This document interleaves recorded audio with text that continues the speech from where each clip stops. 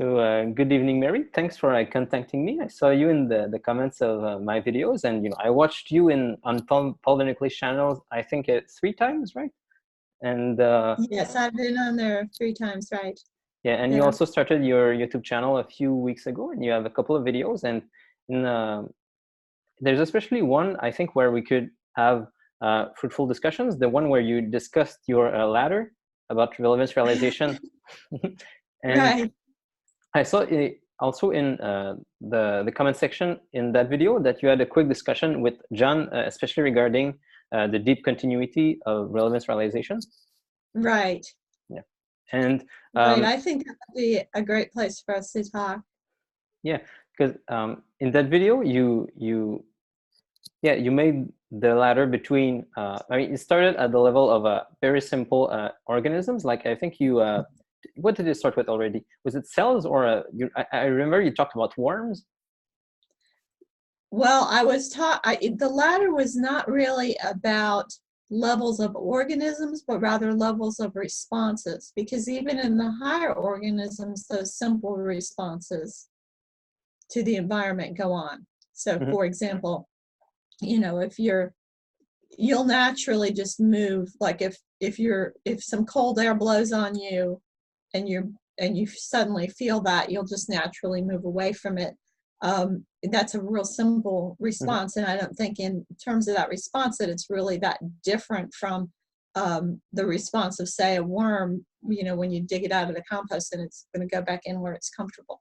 So it wasn't so much a matter of levels of organisms as levels of responses, but I do think that the higher, more complex responses, and especially the ones that are more, I'm going to use the word spiritual, or that have to do with metaphors, like using taste as a metaphor for liking things that you don't eat, that kind of thing. I do think that's only applicable to higher organisms. So what caught your attention about that especially? Well, especially in the sort of theories I discuss often on my channel around Panpsychism. Oh, we froze for a moment. Okay. Around Panpsychism, the main issue is how it is that consciousnesses can combine and fragment. And in your ladder of what's the term you used exactly in your ladder of reactions, or yeah, I was trying to think of a word that would encompass all of them, and I thought about maybe responses, or something. I couldn't really think of a term that entirely encapsulated all of them. Because you want it to be conscious. Pardon? Do you want it to be conscious? To have something to do with? Well, I do, and let me talk to you a little bit about that, because that kind of gets down to the bottom, right? Okay, so I would ask the question of why things have to be conscious. So, and I do think that consciousness goes all the way through life. In other words, I would grant to plants much more consciousness than what we have generally through history granted to plants. I don't think that plants are simply chemical machines made out of carbon or something. I think that plants are much more, and we're finding that out. Scientists are finding out how complicated or complex plants' reactions with their environment are, how they communicate. They communicate with each other. They show preferences. They even show genetic preferences. For example, plants share nutrients with one another through the fungal network that's in the ground. And plants of the same species will share nutrients with each other in preference to other species, but plants will also share nutrients to their own genetic offspring in preference even to other members of their own species, which is, we're getting into a real complex interaction with the environment when we see that kind of thing, right? Yeah. So So I would grant to plants much more consciousness. And I would say that every living thing is conscious. Wouldn't you say that? Well, you say everything is conscious, so. Well, there are caveats there, but almost. But what I would ask is what the reason for consciousness is, and I would see consciousness as something that is in a living thing, so that the living thing can fulfill its needs. So when you start talking about things like, atoms or quarks or something, I guess my question would be, what would be its need that it would be fulfilling, that consciousness would be of assistance to it? Does that make sense? Yeah. I guess there are two ways I could take this in order to respond. One, I could either challenge your function of consciousness, or I could try to spell out what the need would be for the consciousness of an electron, let's say. And I think even without challenging your definition and trying to answer your question directly of what would be the need to fulfill in an electron, I think it would be, for instance, it does look like electrons don't like to be with one another. They repel one another, and they like to be close to protons, for instance. They seem to have, if you want to frame it in terms of need, it seems like they need to be close to neutrons and to avoid electrons. So you could say it like this. And in order to make this more convincing, I think this is where I would sort of try to at least tweak your definition of consciousness being about trying to fulfill a need. And I guess the step I want to say is, I don't just want to use consciousness as a tool to explain how organisms feel their needs, but I want to make the further step up to explain how it is that organisms actually behave the way they do. What is the deep reason for their behavior? Let's say it will work in the case of organisms just like in your system. I think in the case of let's say a worm who wants to avoid sunlight because he has some need to stay, I don't know, cold and moist, I don't know. He wants to fulfill that need, and the behavior which you will see is that if you expose him to sunlight, then he will run away. And the deep reason for this behavior will be in, I think, the consciousness of the worm. He will feel some strong sense of maybe discomfort in the presence of light, and strong sense of comfort in the presence of the darkness deep in the ground. And I want to say that the deep reason for this behavior is in the consciousness of the worm. That's why he behaves this way. And putting the consciousness there allows me to do this explanation not only for living things such as worms, but also for even electrons and atoms. And I'm able to explain why it is that an atom follows the equations we get from physics, for instance, because otherwise it remains a mystery. Why it is that electrons repel one another and attract one another? What is the reason? Physicists can tell us equations, and they can give us mass and charge and so on, but that just pushes the question further back because we don't know why it is that electrons follow those laws. But the panpsychist move is to say that, well, if you say that just like living organisms have their real behavior explained by their consciousnesses, in the case of electrons, their behavior would also be explained by their consciousness. So it's really a matter of explanatory power to put consciousness all the way down. Yeah, you fill the ontological void that is left by just studying physics, for instance. Does that make sense? Yeah. Yes, it makes sense.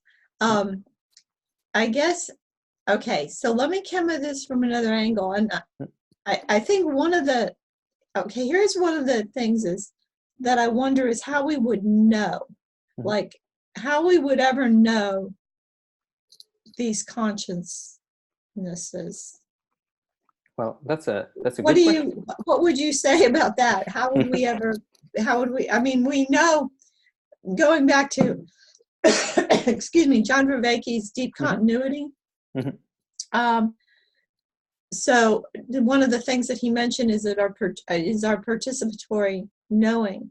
And I would say that because we are organisms with needs that interact with our environment and fulfill our needs, and we see even on the microscopic level organisms that do that are embodied organisms that fulfill needs by, for example, by eating, by reproduction and all of that, that we deeply participate in all the levels of, I'm going to use the expression, the chain of being all the way down. Okay. Yeah. What is it that we would ever observe? I mean, you mentioned about attraction and repulsion on the, electromagnetic entities, but what is it that we would ever observe in them that would make us think that their experience of their own phenomena is continuous with that of living things? Where's the dividing line? Where's life, or is everything also alive and not just conscious? Do you understand my question? Yeah.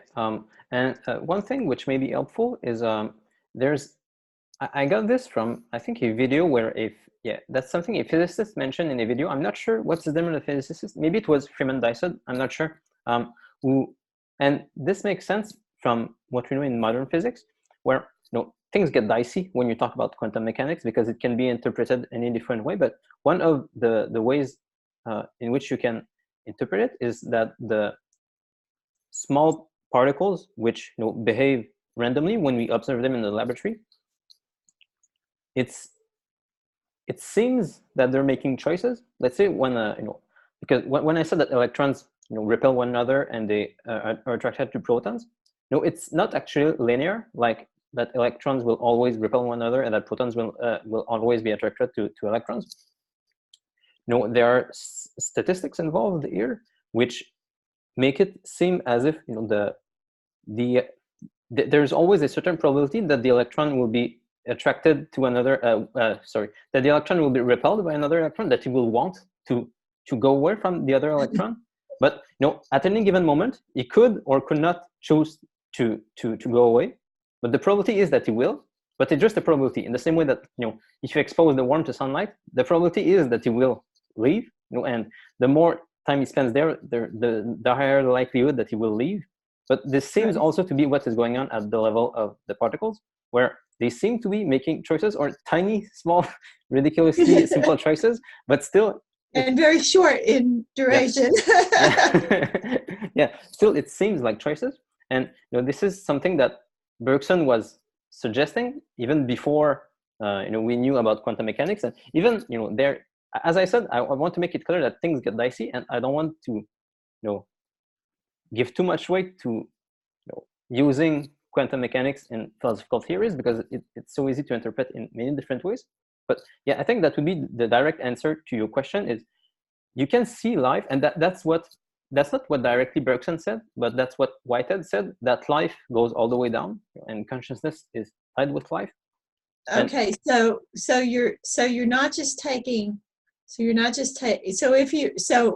what you're saying is, if you're going to move consciousness all the way down, you're moving life all the way down. You're basically saying that these things are organisms of some sort. I don't know if I want to commit myself to this. I think it's likely. There are other reasons why, like I mentioned the fact that maybe there's like three things here going on. First, I mentioned the fact that putting consciousness there allows you to solve the ontological void of physics, where you don't know why entities are behaving the way they do. Another reason is that it solves the hard problem of consciousness very elegantly. It means that consciousness doesn't just pop out of nowhere in the ontological chain of being, and that is a move that people often make. I'll go back to this, but before, I want to give a note about organisms. And the reason why I'm at least sympathetic to the explanation I just gave of interpreting fundamental particles as making choices is, I think it makes sense. I think it's likely, but it's not the sole explanation, and it's not the one which, not all panpsychists want to say this. What panpsychists will most likely say is those two things, which I mentioned earlier, is that, well, putting consciousness in the fundamental particles allows you to explain their nature, why it is that they behave this way, and it also allows you to solve the hard problem of consciousness. So it means that consciousness doesn't just pop out of nowhere, and those two imply that the particles will be conscious, and then people sort of leave it there. Often, lots of panpsychists will leave it there. But I think looking at it, that it's very elegant. It makes sense to say that the fundamental particles are, very simple organisms, that they're simple living beings. And yeah, sorry, I'm jumping around in those few points, but I do want to say more about the hard problem of consciousness, because it's really panpsychism is an extremely elegant solution here, because it solves the problem in sort of two important ways. Which the first one, which everyone knows in philosophy of mind at least, is if you say that consciousness starts at some point, doesn't have to be even at the level of humans, but if you want to say that, let's say, consciousness starts at the level of cells. Well, if it starts there, well, then you have to explain how it is that the consciousness in cells is created from, the proteins in the cells, which are not themselves conscious.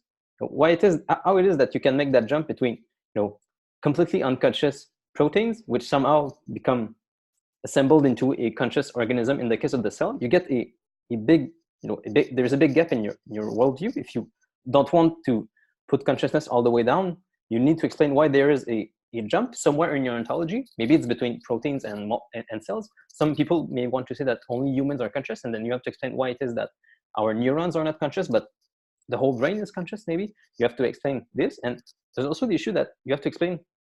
So that's an explanation in the ontological chain of being, but you can also put the same problem in terms of the temporality. So when is it that in evolution, for instance, consciousness was selected? So if you want to say that, well, consciousness starts at cells, for instance, then you have to say how it is that evolution selected this consciousness for cells. If the proteins before the cells were never conscious, why it is that the cells would be selected as conscious all of a sudden? So those are sort of two ways of articulating the mind-body problem. Right. And consciousness panpsychism solves them by putting consciousness all the way down, and then panpsychists are committed to the fact that, well, then it means that fundamental particles are conscious, and they typically don't talk about life, but I do think we can, and that's the answer I gave initially. Does that make sense? It makes sense. Now, I have a lot of sympathy for your whole project. I have a lot of sympathy for panpsychism, because I have such a deep antipathy toward materialism that it's like, I'm at the point, I got to the point a few years ago with materialism. You're frozen up. Can you hear me okay? Yeah. Can you hear me okay? Because you froze there for a moment. Okay. So I got to the point a few years ago when I was like, I don't care what people believe in anymore. I don't care if it's Christianity or it's Buddhism or Hinduism, or if it's, animism or New Age gobbledygook, or if we can bring back, the sprites and the fairies and the zephyrs and the nymphs and populate the world with elves on the shoemaker's table and fairies in the garden and the whole thing. Just get us out of this materialism. It's so horrible, because the world is alive. I mean, to anyone, I think with an open heart, the world is so alive, and it just shines forth in all of its response to you, in the sense that when we love things, they respond, and really it looks like everything can respond to love, right? It looks like the carpenter that's making something out of wood who approaches it with love, that it changes the work, and that work is expressed in that material thing. So it certainly looks like everything can respond to love.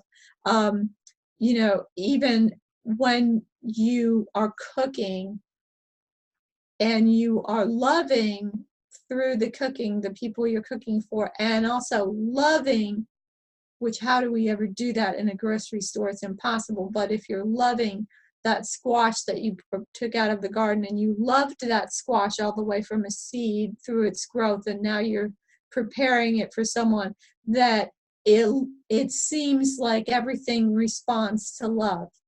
And so the idea that, that goes all the way down to the atoms and the quarks and everything.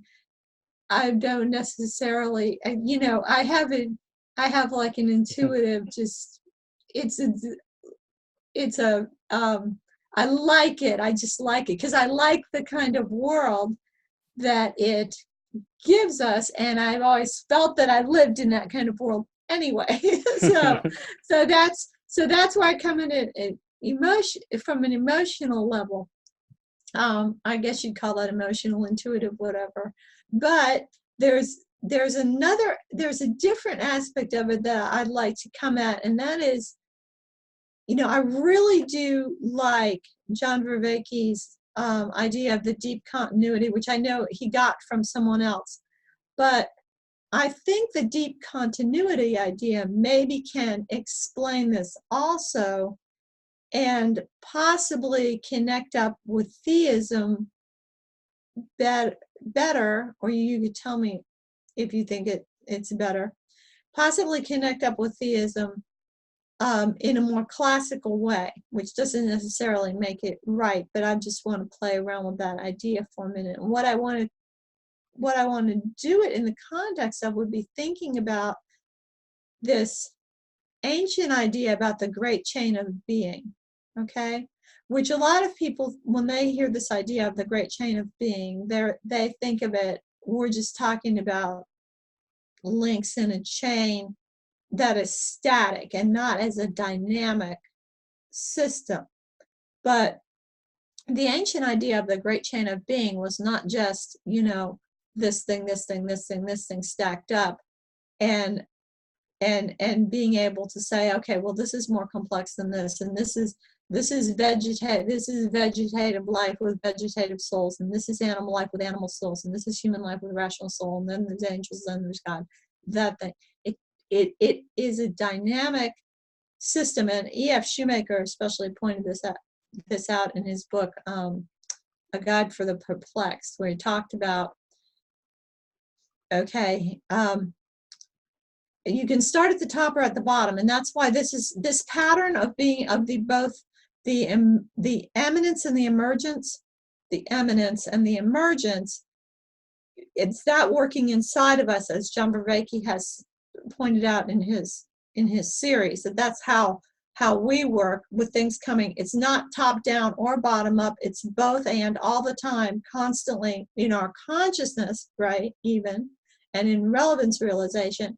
But it's a pattern of being that we see in the universe. So I'll start at the bottom, and let's just start with the ancient idea that there's mineral, that you divide it, mineral and living things. You make that division between what is non-life and life. Okay. Life is pulling the mineral into life by making it part. In other words, it's even the simplest organism, the very simplest organisms directly use minerals, right? Mm-hmm. And combine them to make their cells. Now the cells can be broken down into the amino acids and all of that, and you at the bottom you're going to end up with the chemicals, all the chemicals from the periodic table. Okay, but it's the living organisms are pulling the non-life into life by absorbing them and making them part of their living systems. Mm-hmm. And then the simpler life forms are being pulled up into the higher life forms by being consumed by those life forms, right? And then and it goes all the way up, and in the human is pulling all of these things into the human life and ultimately into spiritual life, and that you can see this happening. Now, there's two things about this. One thing is that we can observe this in the world around us, and it leaves us at the top of it, it leaves us with a question. When we make this observation of this happening, you know, so that the human brings everything into its life. You know, we wear rings made out of minerals that have deep significance for us. We have pets.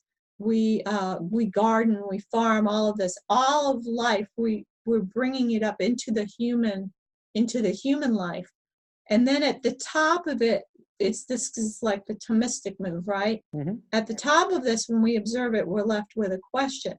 It's like it's an arrow, like being is an arrow pointing up, but we don't know what's up beyond it. So it leaves us with the question of, if every level life is pulling the lower levels up, is there someone or something up above that's pulling us up?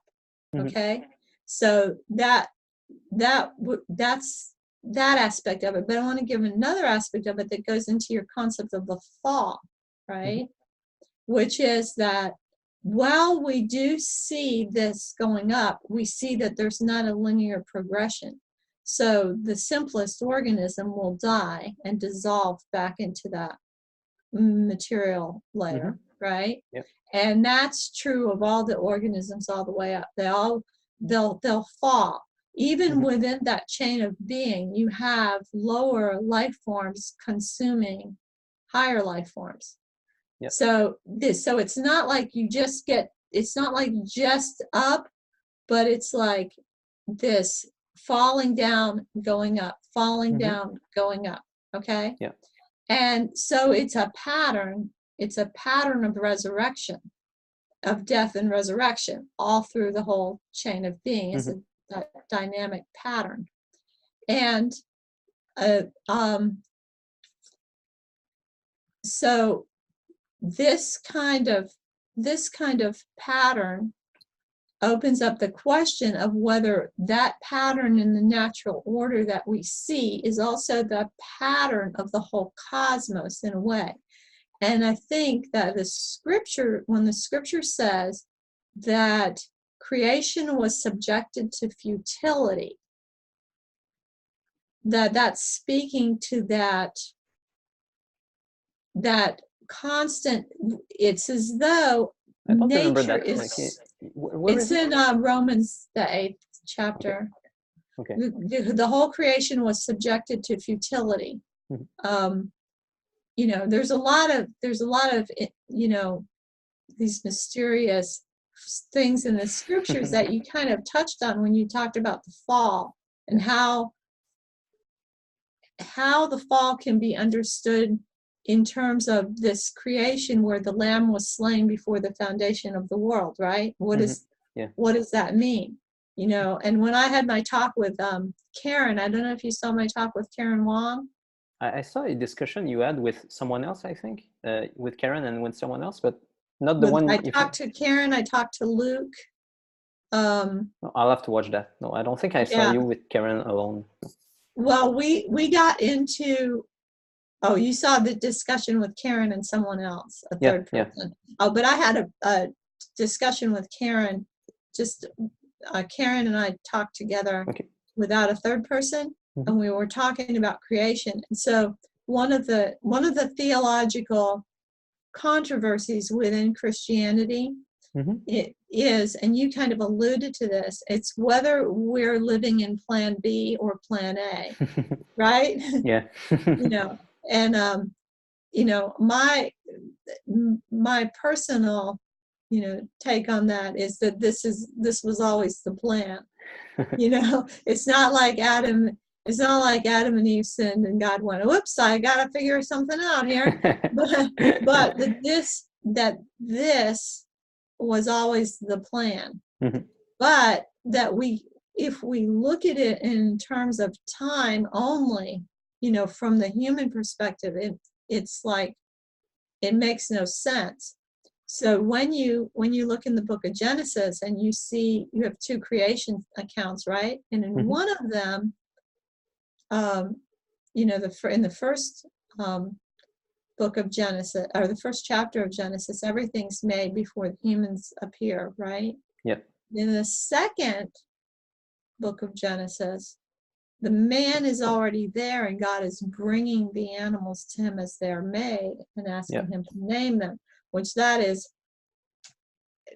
a whole nother level of conception, because it's the idea that somehow or another we are participating in the creation, and that goes all the way down to even the other life forms. Yeah. Well, how could we have done that if they were here before us? And my idea about that is that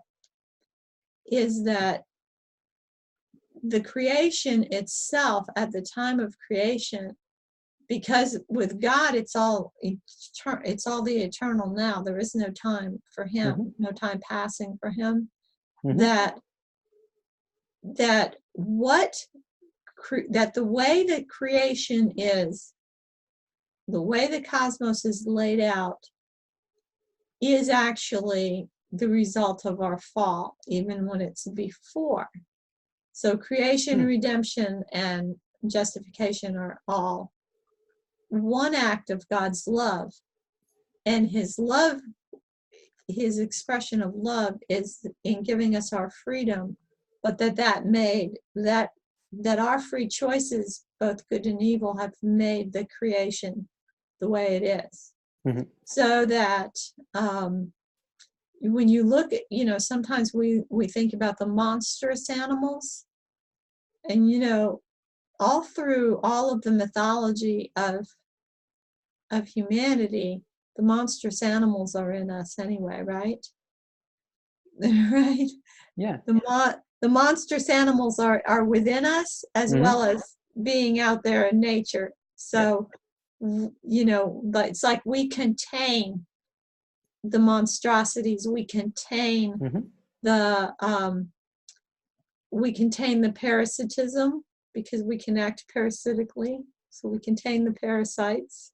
We contain the raging bulls, because the raging bulls are inside.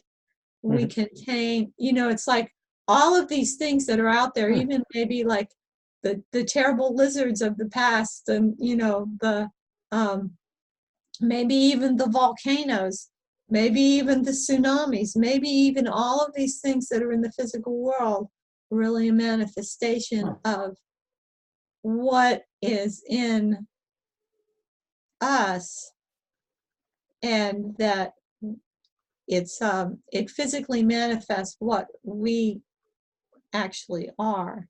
So if I try to connect that with what you said earlier about the let's say about the mineral being pulled up in the vegetative, the vegetative being pulled up in the animal being pulled up in the intellectual. It should always keep going up towards God, and because of the fall, we can see within us that there's a fall back towards the mineral, towards death, and the manifestations which we see following the fall, such as even tsunamis and all the monsters, for instance, they all are an exemplification of going back from the intellectual, going back from God down toward matter. Is that sort of the link between the two things you said? Yes, but they're also that rebelliousness. That rebelliousness, as you were talking about, how the rebelliousness is not just on the level of the human to God, but is even on the level of the cells to us, right? Yeah.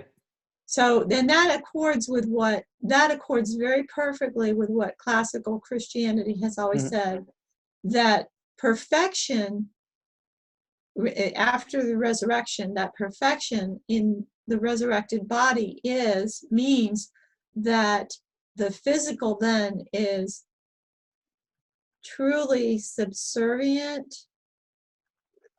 to the spiritual. Yeah. Whereas now it is not. It is Yeah. in rebellion, Mhm. right? Yeah. But that in the resurrection, what we have bodies which are completely which completely serve. So then the material completely serves the spiritual, no longer rebelling. Okay, yeah, and that's true in the whole chain. So the mineral perfectly serves Right. the vegetative perfectly serves the animal perfectly serves the intellectual perfectly serves God. Right. Okay, good. So I think I understood you. And yeah, I'd like to go back to your first point about whether panpsychism or deep continuity is best compatible with classical theism. And I think the biggest advantage I see in panpsychism is not so much when you look down towards fundamental particles, but when you look upwards. With panpsychism, even without needing to rely on classical arguments for the existence of God, you can already be fairly confident that there are higher forms of consciousnesses. You can start talking about angels and principalities and powers by observing that there seems to be higher level organisms than just humans. And so you can talk about groups of humans, and I've tried to do that in some videos. I always find it hard to do, especially to convince naturalist oriented people, but and at least it will be easier to explain higher level entities in panpsychism than using the deep continuity hypothesis, because I don't think, for instance, that saying that fundamental particles have consciousness, as the panpsychist does, necessarily helps when you go into classical theism. But whereas if you just use the deep continuity like John does, you said, well, fundamental particles are not necessarily conscious, but there is something continuous between them and us. Our consciousness doesn't just pop out of nowhere. It's just that basically the way I see it with deep continuity is that you don't commit yourself to what is your best candidate for the ontological nature of fundamental particles. With the panpsychist, you say, well, I'm pretty sure it's consciousness. I'm not certain, but I know I'll postulate this because it's my best guess. Whereas in deep continuity, you just say, well, there is something there. I'm not sure what it is. It's continuous with our consciousness, but you don't make further steps. The advantage really comes when you look at higher levels. If you are bound to deep continuity, like in John's system, for instance, you have to explain. If you look at in classical Christianity, you want to see that the church is the body of Christ, that we are really united in one body and one mind, and this will be hard to explain if you just have deep continuity, because what will most likely occur then is that you will have to see at what are the sort of the physical traits that we find in humans when we're conscious, and then you have to see whether those physical traits are exemplified in a church, for instance. And I've tried to do that in my video I did on communion through panpsychist eyes. I tried to limit myself to, let's say, what are the kinds of networks in human brains which exhibit consciousness, and I tried to see if you can observe that kind of networks in a church, especially during a Holy Communion, and you can make some headway there, but it's difficult. I don't know if you watched that video, because Yes, I did. so yeah, I've watched all your videos. That one.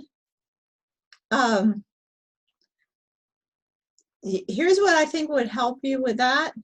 Would be to really get into some of the theology on the Eucharist and study that, and then come back to it afterwards. So let's talk about it in terms of patterns for a minute, because do you watch Jonathan Pageau? Yeah. Okay, all right. So we're always looking at patterns, right? So I can look at a pattern and ask, okay, like we're saying, bread becomes flesh, right, in the Eucharist. All right. But we see that pattern anyway. Bread becomes flesh all the time. right? Yeah, when we eat. Yeah. When we eat it, you know. So it's like you're always seeing it's the pattern, and we could say wine becomes blood just in the natural order too. Here's an interesting thing that you might really like a lot. Okay, so I learned from a friend of mine about how to make soap a couple of years ago. Mm-hmm. And now soap is made from a combination of fat, and it can be a vegetable oil, or it can be an animal fat, Mm-hmm. like you know, suet or lard or something like that. Mm-hmm. It's a fat combined with lye, which is extracted from basically when things are burned, like you know, ashes, right? So that combination makes soap. So my friend was explaining that in the ancient world, temples were always put at the tops of hills, and there were always sacrifices at the temples. Mm-hmm. And so as the sacrifices were made, the fats of the animals would melt. They would mix with the ashes that were there for the burning of the sacrifice, or from the burning of the sacrifice, and that they would be washed. You know, the area would be washed. Either it would have a natural water source like a spring or something, or the humans would bring water to it in some way to wash the area. So you'd have rivulets of this material that would go down into the rivers. Okay. And so when you read about women going to the rivers to wash their clothes and beat them on the rocks by the side of the river, it's because there was soap there. Mm-hmm. There was soap that was made naturally as this stuff flowed down into the rivers from the hills where the sacrifices Mm-hmm. were. So think about this. Can you hear me? Because you look like you're freezing. Yeah, You we can hear keep me okay? freezing, but yeah, I caught everything you said. You just Okay. the image So was freezing from time think to time. about this. Even in the natural order, sacrifice leads to cleanliness, right? Yeah. But you see how the patterns, it's like the patterns just are always there. We just need to see them. And then once we see them, everything gets knit together. I think everything knits together from the lowest to the highest through the patterns. I think that's what Jonathan Pajot is telling us. But I think John Vervaeke, when he talks about the way that our cognition works, he's really showing us another pattern in which we're embedded in this whole world of patterns. Yeah. The difficulty I have, and the reason why I like to use panpsychism here, is that it's not obvious that if you just look at the patterns, for instance, a common reply from materialists and naturalists, and even from the part of myself that is still a naturalist, there's a risk that this is just psychological stuff and it's not really ontology. That, well, we do see those patterns, but you need a further move to explain how this all those patterns are actually reality and not just psychology, how they're not just an epiphenomena. And this is why I like to use panpsychism, because, well, even without, we can see it almost right now, because it looks that if you're a panpsychist, you can say that, well, when entities are making choices, they're typically conscious. So if you look at an electron, if it looks like the electron is conscious, it probably is. If I'm making a choice, I'm conscious. When I'm not making choices, I'm not really conscious. When I'm acting on reflexes or I'm sleeping, for instance, I'm not conscious. But when I make choices, I am conscious. And similarly, if you look at certain patterns, let's say all the patterns of, if you take communion, if you take, let's say, if you take Christians, if you take the church as a whole does seem like it is an organism which is making choices and advancing through history and making decisions and so on. And Yes.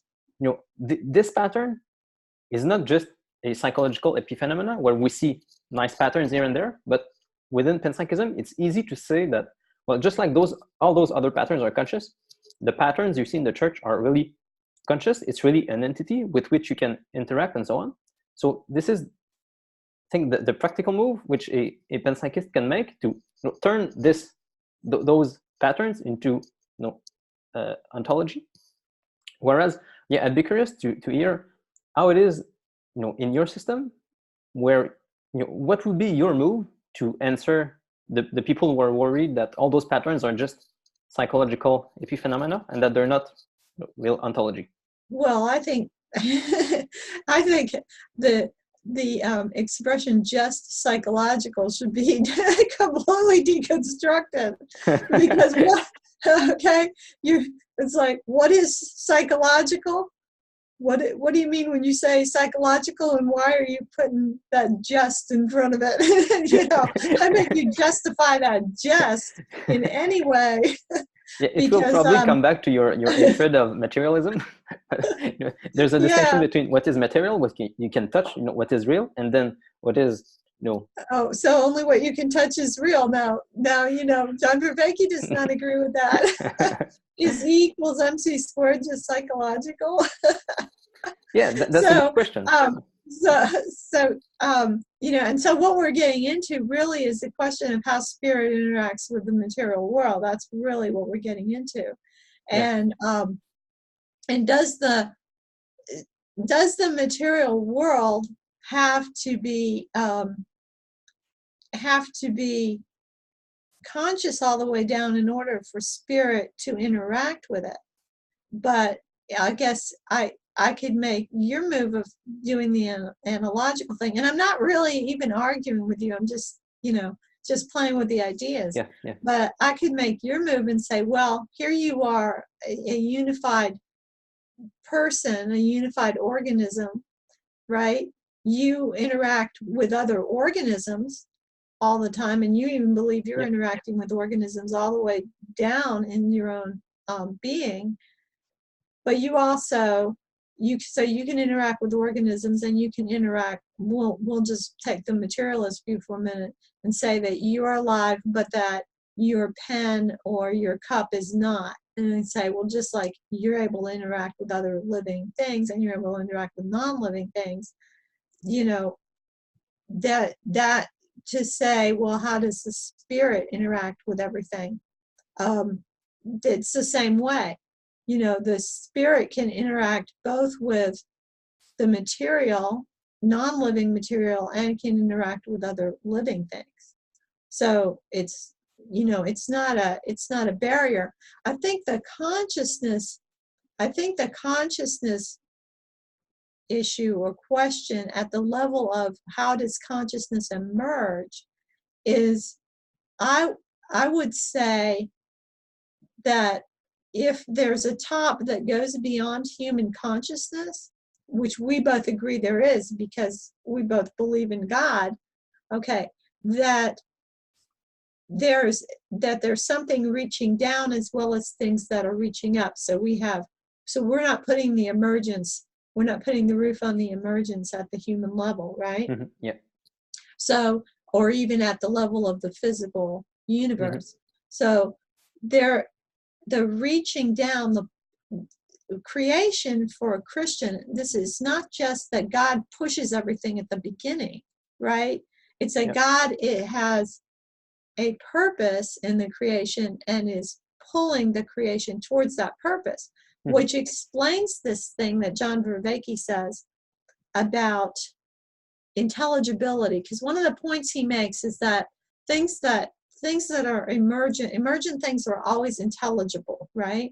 Or not emergent, that's not the word I want. As potential turns into actuality, the actuality is always intelligible. Okay. Right? Things are not suddenly becoming unintelligible as we move into the future. Mm-hmm. Now, I could give I like that, and I want to use that, but I also could see an argument against it, which would simply be there may be all kinds of unintelligible things, but because they're unintelligible, we cannot even perceive them. So that might be that could be the case too, right? What was the move initially? You were saying that, well, we see the higher patterns, and because I'm not sure I saw what move you were trying to do before the counter argument. that he, okay, so what I'm talking about is putting the, okay, so God is pulling the creation toward a purpose, toward a teleology, right? Yeah. It's not, creation is not God pushing at the beginning, like, you know, like say you're standing on you're standing at the edge of water and you push something out and there it goes, it floats off, right? Yeah. But rather, God is also, besides giving the initial let it be, you know, push, God is also pulling towards a conclusion. Yeah. And it's that conclusion that makes the constraints.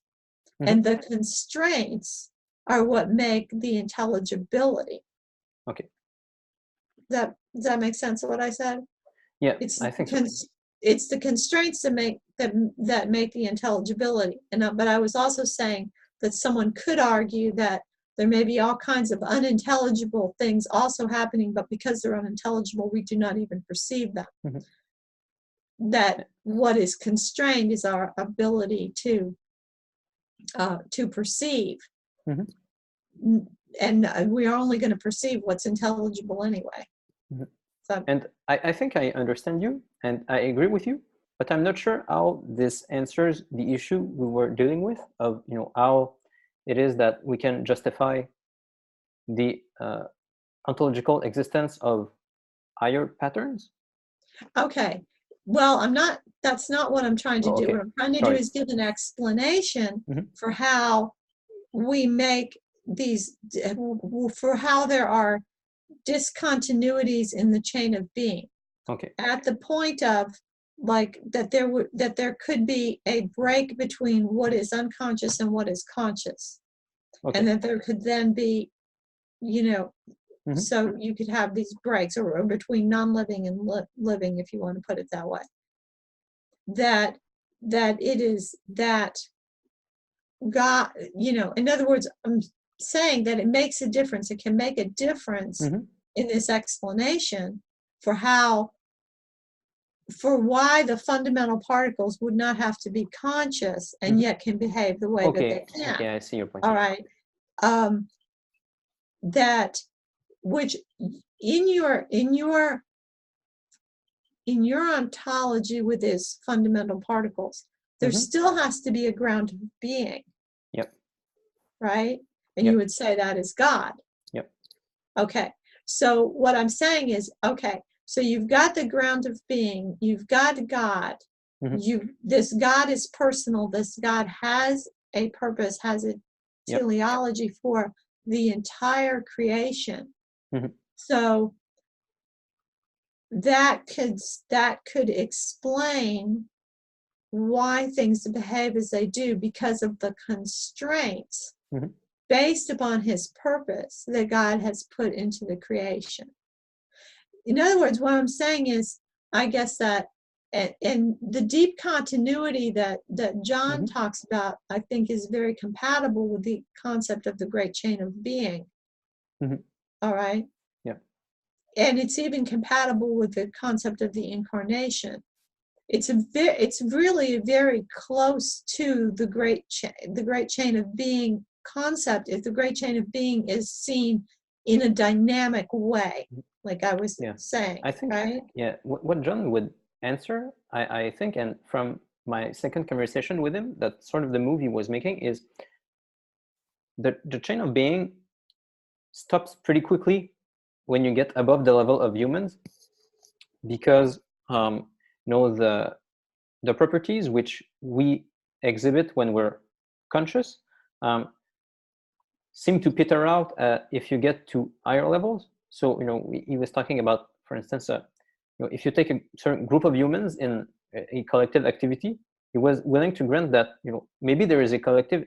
He was willing to grant that there can be collective intelligence there, maybe even consciousness, but probably not agency, probably not anything higher. So, you know, in this deep continuity, a way to see it is that, well, there is, you know, continuity between our consciousness and, you know, whatever it is that cells are, and whatever it is that proteins are, and so on. There's continuity there. There's also continuity when you go up, but agency and consciousness peter out as you go up that ontological chain.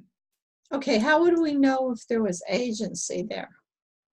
Well, does it, for what John said, he suggested a few things. For instance, you could look at maybe the sorts of networks. Do they look like the sorts of networks which we exhibit?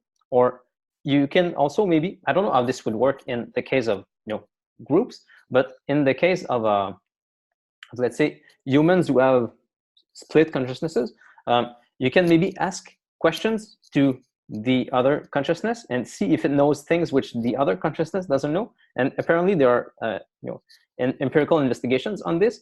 So maybe in the case of a group, you can ask questions to the group, and the individuals wouldn't know the answers. So the group would seem to have real agency, real intelligence all by itself.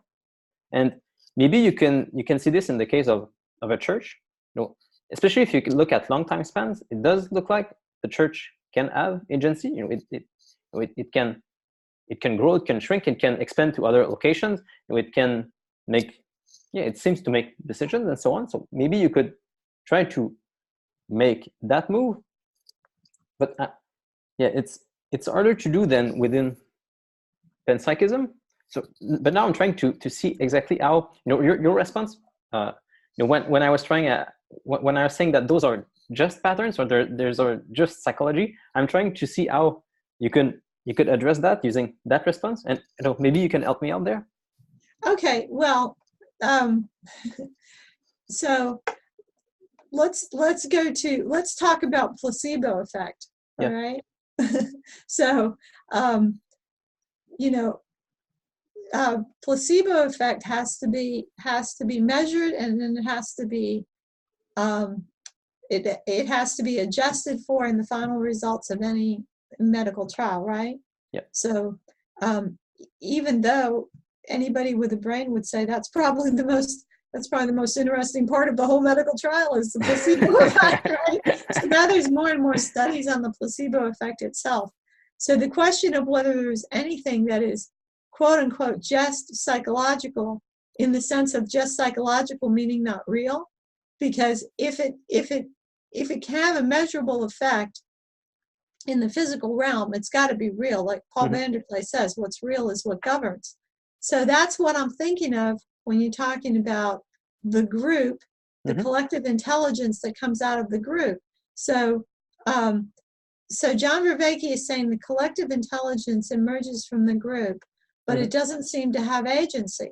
And my question would be then, well, how do we know if it has agency? Well, if it has an effect on the group and can change the movement, whether you want to call that, whatever you want to call that movement, spiritual, psychological, emotional, whatever, of the group, how would we know that it doesn't have agency? It seems that it's controlling, but we want to say, well, it doesn't have agency. What he wants to say is that it's not, seems like what he wants to be saying is it's not a personality, right? It's not an independent personality apart from the group.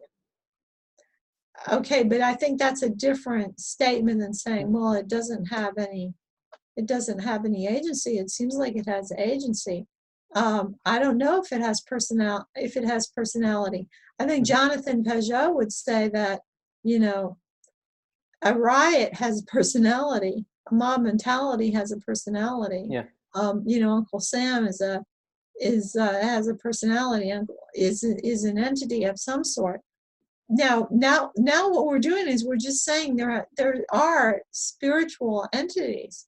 We have these powers and principalities, which gets us to another thing of what the ancient church used to say, which also is deeply consonant with all of the mythical traditions, which is that in the realm of the living things, say below the human, like plants, that there's a spirit that's in charge of the plants. So there are spiritual entities that are actually involved in creation. The Bible talks about the elemental spirits, that that the angels are involved with even with the creation, so that how we approach, say, plant and animal life in terms of how we treat it, should be in a reverential way, because it's not just, I mean, those aren't just meat machines walking around. They have not only that they're conscious, but also that there are beings in charge of them, and in a sense working with them in the world, that care, that are giving care to them, and that want us to care for them, and with whom we cooperate in care. This is shown by who was it? What was the saint? There's a saint that was a farmer, Saint Isidore, I think, Isidore the farmer, who wanted to spend a lot of time in prayer, but he also had his fields to plow, and his guardian angel would come and help him plow the field. I didn't know that story. Yeah. It's beautiful. So these, I see inside of the Christian tradition, and especially when you start reading the fathers, or you deal with the mystical tradition and all, I end up not having an ontological problem in terms of how the creation goes all the way up and all the way down. Which I understand that some people are very allergic to. I do understand that. But so what I'm saying, I'm not averse to the panpsychism. I don't, it's not like I look at it as something, oh, that's false, and I would have to argue against it. I just don't know how if in terms of being Catholic and being in this tradition, that it adds anything. However, that it could be a bridge for anyone to get from materialism to spiritual beliefs, I'm all for it from that angle. Yes. Does that make sense what I'm saying? Yeah, sure. Yeah, because even today, and I know some of my Catholic friends, they do still see valuable insights from what I've been talking about. But I also see that it wouldn't be necessary to go full-blown panpsychist to get those insights. So, for instance, when let's say we notice patterns during Mass, and we try to see how those patterns are parts of the body of Christ, and how it is that Christ is really there with us during Mass through all of those patterns. Something I can talk about within my panpsychist framework, because it's very adept at talking about how those patterns are parts of a real being. But I also see from what you're saying that we could make the same sort of move with just deep continuity, or talking about just simply your ontological chain of being, that you could also explain how those patterns are not just psychological stuff, and that they are parts of a real being as well. They're really parts of the body of Christ. So I see that you could, I see how you could say that. Ultimately, what one way of saying it, especially if you watched my video where I talk about taking metaphysical and existential risks with Vervaeke and Bergson, is I do think that my best theory of how mind and matter fit together are panpsychism. That's sort of my best theory, but there's a risk there. I could also be more cautious and do what John says and just go with deep continuity, because it still sort of solves the mind-body problem, but you don't get a complete solution. You don't really know, exactly what it is in electrons, which explains their behavior. You don't really know exactly, how it is that the consciousnesses of my neurons can combine and so on. But you're not taking. Why wouldn't God placing constraints upon creation not be an explanation for the like the law, so we'll just say simply the laws of physics. Why would that not work? Oh, well, if you say that, I think that would work. But I was really talking about within deep continuity. Yeah, I'm just talking about the mind-body problem for now. But yeah, I'll go back to what you said. But for now, just if you go with, I'm just okay. If I just talk about the mind-body problem, I can see that, well, a cautious solution would be to go with deep continuity. I'm not sure exactly how it is that mind and matter are related, but there's a continuity between the fundamental particles and us. I think our best bet currently is panpsychism, that the deep continuity is actually an identity where there's consciousness all the way down. And then, working from that, Well, no, the deep continuity didn't have identity. No, that's in panpsychism, the identity. Right. Yeah. And so that's just as regards the mind-body problem.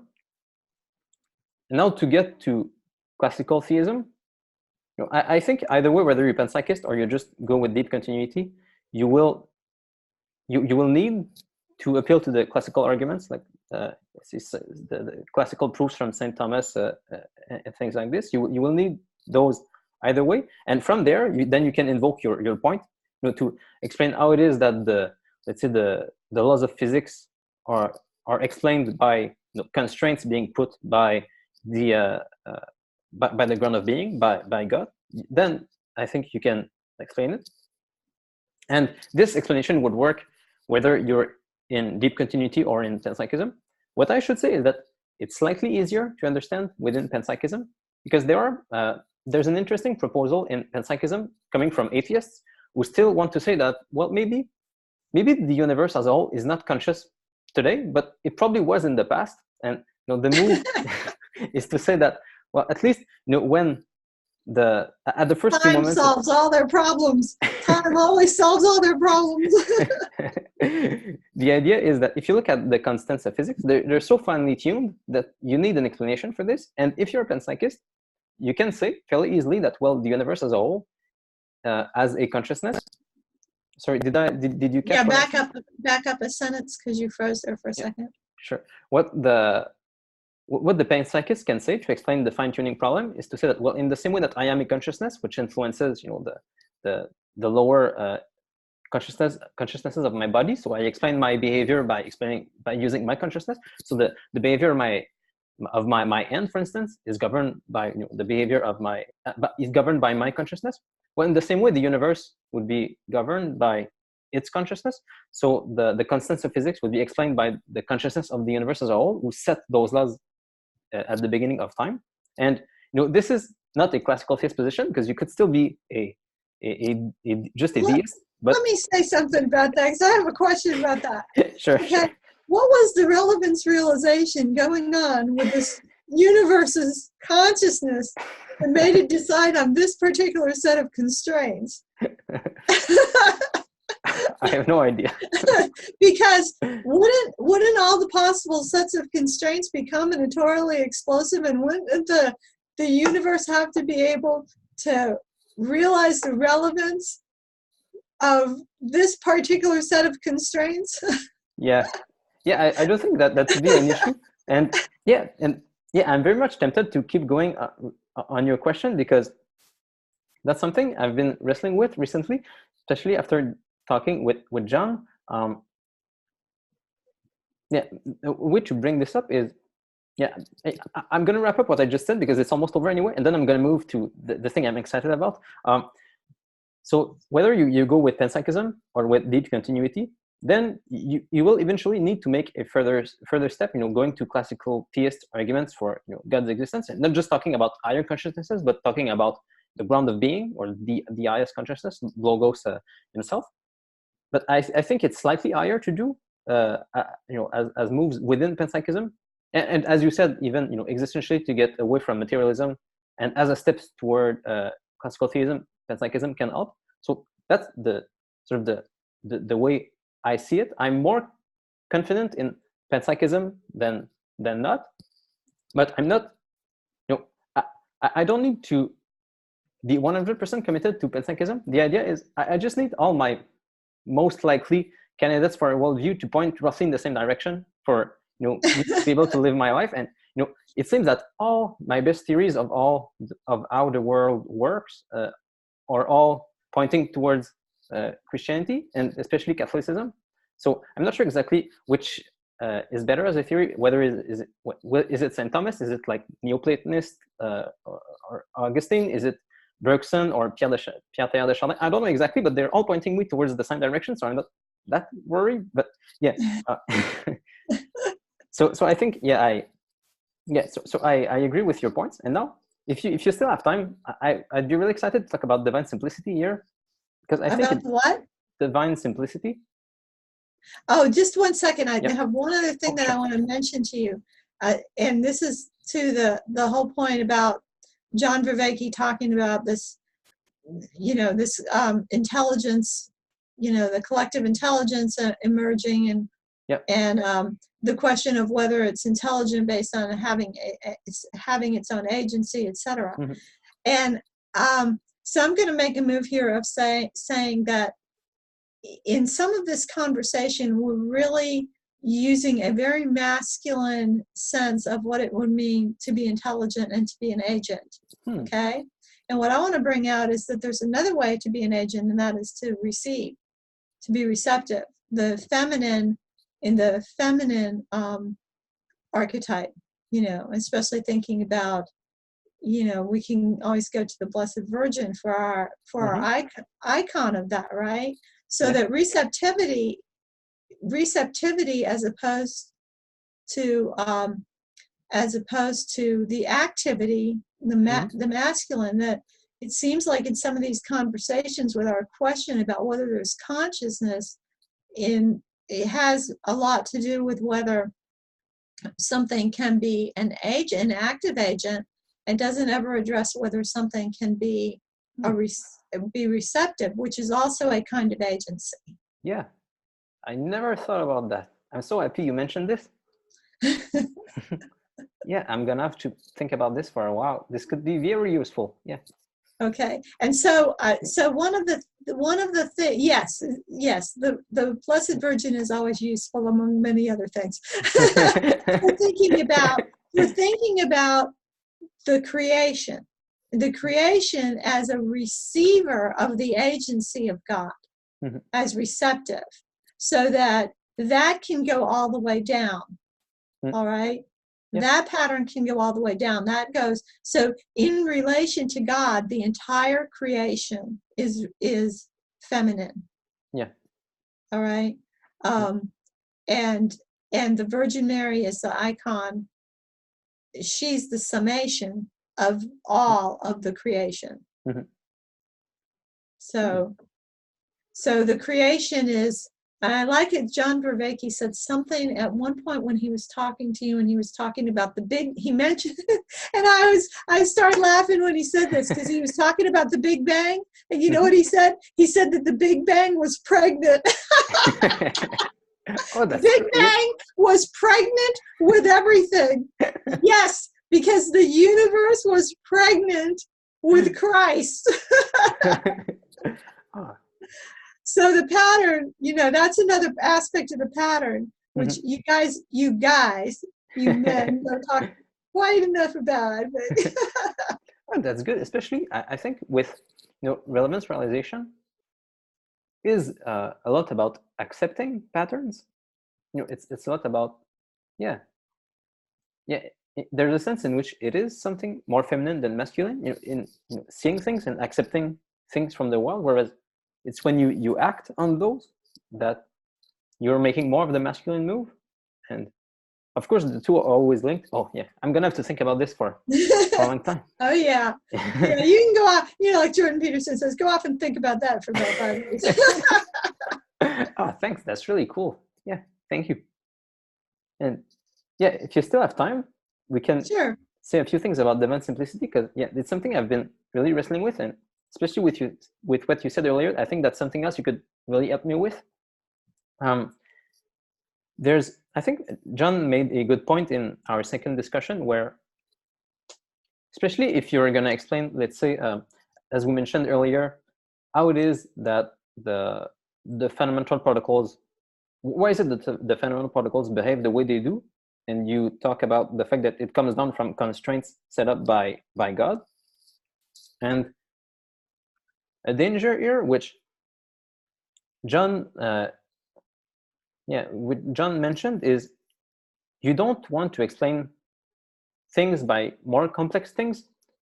And it's something that I think I agree with. It's more convincing when you can explain something using something simpler. So let's say I don't think it's a. Oh, no. What? I'm not putting up with that. No, because no, because you can't explain anything. You can't now see what you're doing is you're using the analytical knife. Mm-hmm. There you go with that analytical knife. Have you been watching Equality Existence channel? Sevilla King, she'd be all over that. No, you cannot. Okay, and like this is something that E.F. Shoemaker said in A Guide to the Perplexed. He said, I can take a cat and I can dissect the cat and I can make a complete analysis of its anatomy. I can go down into the cellular level, its biochemistry and everything. He said, when I get all finished, I know everything about it except what made it a cat. Yeah. Okay, so no, I'm not accepting the idea that it's better to explain things in terms of the simpler. It may be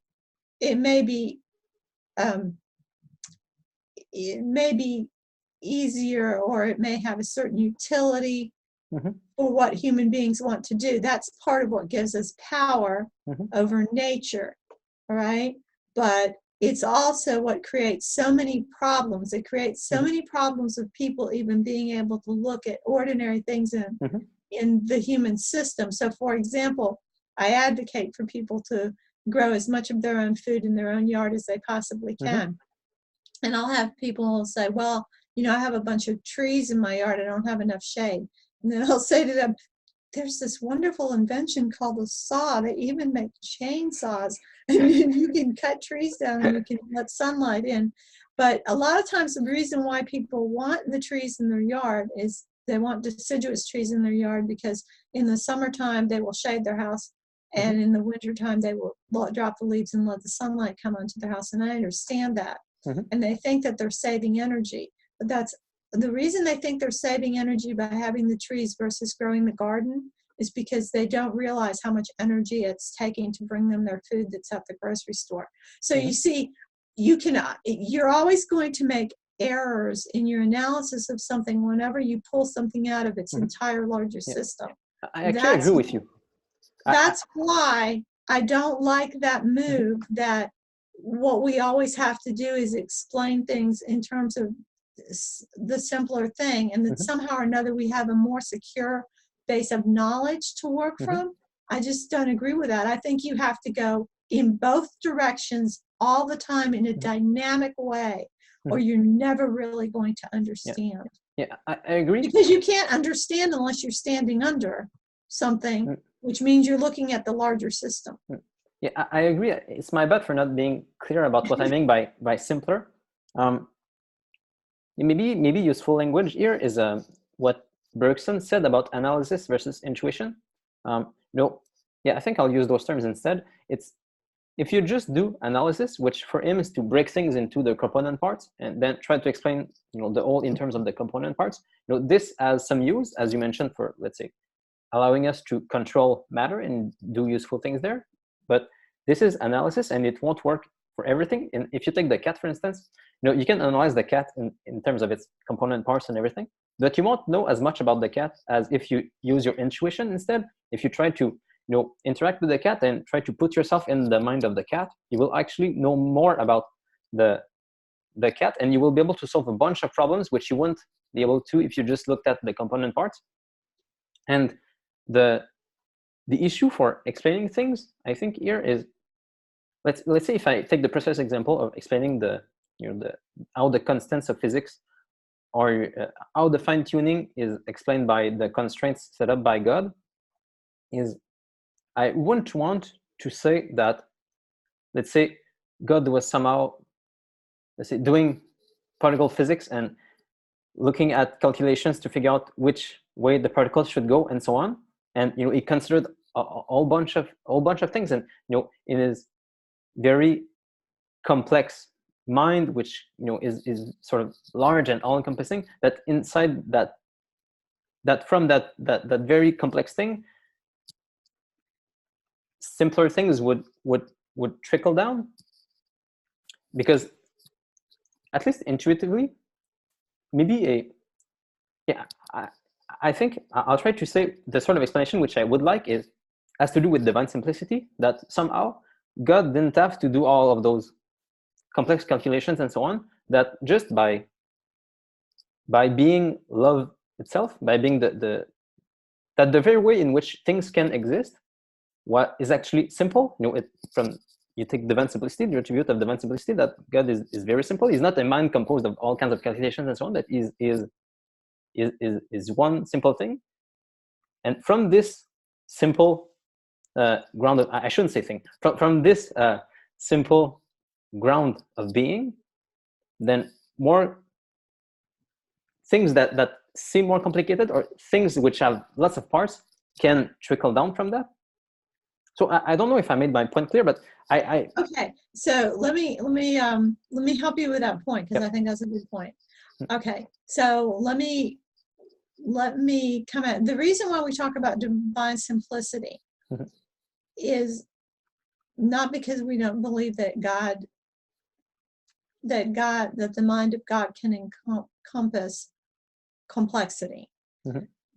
Okay, not for that reason, but when we talk about divine simplicity, we're talking about the fact that God does not have parts, right? And is not divided. Is not divided in his being, in his essence. Does not have, for example, time does not occur to God. Like one theologian said, has it ever occurred to you that nothing has ever occurred to God? So the simplicity is in the essence of God, that there are not parts, that even when we talk about when we talk about God's love and when we talk about God's justice, we're not really talking about things that are separate in God. So that's what we mean by divine simplicity. Okay, so what you said is very important, though, because it has to do what it ultimately has to do with, when we get into Catholic theology, it has to do with the Trinity. Okay, so when you talk about love, so it's the love, and a lot of times when we think about God's love, we think about God's love for us. God loves you, that sort of thing. But what we have to remember is that the love in God is the love of the persons of the Trinity for one another. So that the love that creates the universe, the material universe, is the love of the Father for the Son, not primarily the love of God for us. Yeah. So in fact, the creation of the universe can be explained in a single verse of Scripture that says that you prepared a body for me.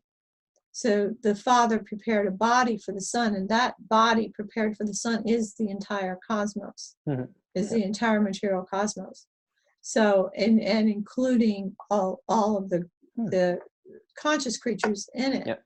Okay, so that is the constraint. That is the constraint. Christ, the Logos, for whom all things were made, is the constraint on the cosmos, or on the fundamental particles, if you want to say, because they're moving. The creation is moving towards this consummation of everything in Christ. So I think that's great. Because ultimately, I'm trying to. It seems I'm always trying to build bridges between naturalism and classical theism. Maybe because there are still parts of me that are naturalist, and I want to make them, ascend. But because I do think that's a good point, which the naturalists can ask for. We would like explanations to come from. I hesitate to use the word simple, but you don't want to multiply explanations forever. You would like to get to sort of a fairly small set of principles from which more complex things flow. And I think what you just said was really great, because you can explain things like the fine-tuning of physics. You can explain all sorts of seemingly you can expect all sorts of miraculous things in nature by coming to that simple principle of, of love, of the relationship between the Father and the Son. And from this simple act of love, trickle down all the complexity which we But now remember, see. the love is reciprocal. So Yes. it's also, the love is returned from the Father to the Son. And the love is shown by obedience and in sacrifice. So we live in a cross-shaped universe. This is great. So the creation, the redemption, the consummation, it's all one act of love within the Trinity. And so that's, that's what provides the constraints. So, there's a lot to ponder when you think about this. I mean, you can think about, why are there trees? So that there would be a cross. Why does iron exist? So that there would be nails. That's that we live in. And just if you say, I have to have a universe where God can hang on a tree with iron nails, from that you can build all the constraints of reality right there, because everything, all the fundamental particles, everything, it has to all be right there. All right, so that's that's the way I look at it. That is the logos provides the pattern, and the love between the Father and the Son provides the pattern for all of reality, for all of creation, and is a simple explanation. But because we had to have the freedom to love, that was another constraint. That would be the second constraint on freedom. Is another constraint. What would freedom look like? You need that for love. This is so great, Mary. I think this is a great point to end it. Okay. This has been truly delightful. I'm very happy about this, and just thank you. And if you want to do it again, just don't hesitate. I'll always be ready. Okay, sounds good. If you think of a topic that we could explore together, I want to recommend something to you. I want to recommend to you a particular writer, and the reason I'm recommending him is for the sake of the other writers that he recommends. Okay. But this is Robert J. Spitzer, Robert Spitzer, and there's a series of books that he's written. The first one is called The Soul's Upward Yearning, and the subtitle is Clues to Our Transcendent Nature from Experience and Reason. One of the writers that he recommends, and he's very useful because he provides detailed outlines of every single thing he does in the front of his book. So you can go through and you can find an outline of all of his arguments laid out, and you can find things very quickly. But in this section, chapter 6 in here, where he talks about the soul and its brain toward a theory of transphysical self-consciousness, he mentions a particular author that I think you would like to look into. And I haven't looked into that author. I've just read about him from out of this book. But his name is Lonergan. Lonergan's Levels of Reality. And he talks about God as the unrestricted act of thinking. All right. So this is